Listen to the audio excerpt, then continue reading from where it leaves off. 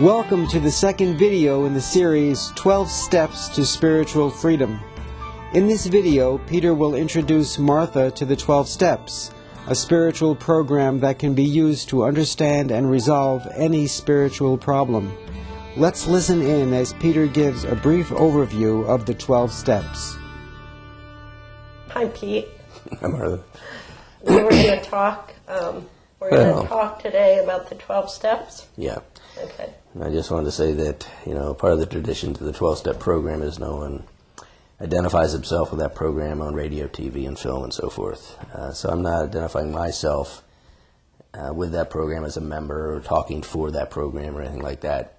For me, I take those 12 steps as very good tools to use when I'm having, disturbance, whether it's fear, resentment, anxiety, worry, concern.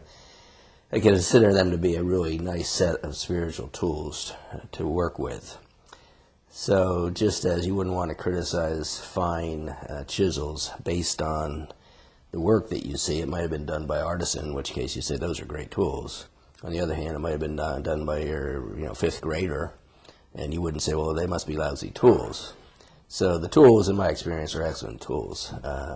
How I use them or don't use them in my life should not reflect on the tools of the 12-step programs. I just want to say that.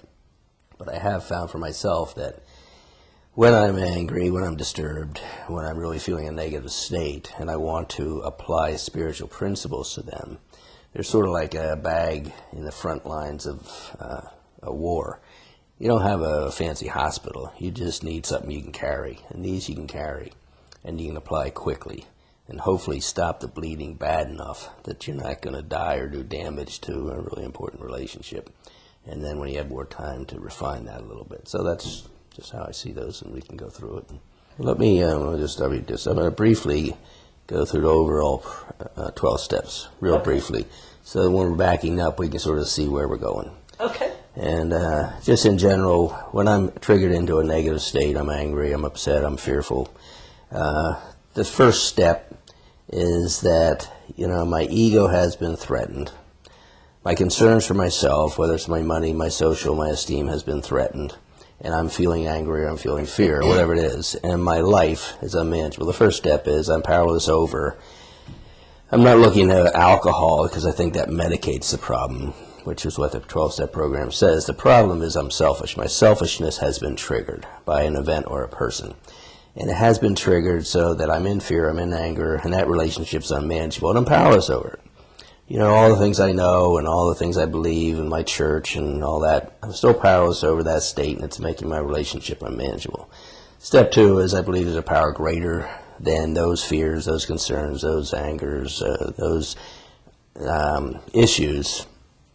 And that power can do something for me. Step 3 is I have to turn it over to something outside of my own self-concerns and my own thinking. And step 4 is I have to find out, what part of me has been triggered and wants to act out against someone in my relationship. And we'll go over the details of that. But step 5 is I share it with another human being and starting that process of getting out of myself and putting that to someone else who has some objectivity. And then I start to see where I'm being selfish, where my selfishness has been triggered, where it's resulting in anger or fear or wanting to attack or defend itself or justify. And then 6 is, am I willing to start to give up my selfishness, which is just, various levels of fear, and let go of that fear and get into a state where I can be more in concern for others and God and trusting. And 7 is that I ask God to take those fears, concerns from me, which I consider my heart of stone, replace it with a heart of flesh. That part of me that can actually love another human being, even though they aren't, doing what I want or saying what I want to hear. And then 8 is I have to start to be willing to forgive them. Make a list of this person, in this case, that I've injured, because I'm part of that role. I have my side of the street.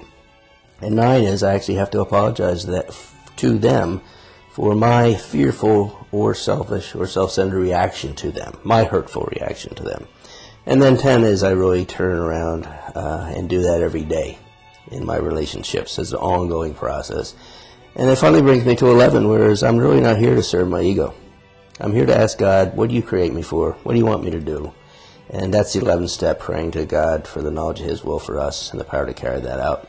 And then 12 is trying to do that to the best of my ability, so that I've come from trying to make my loved ones and the world serve me through this process to come to the point where I'm the instrument of God and asking God what to do and then doing it for God, selflessly, for the benefit of others. So that's the overall program. So go ahead.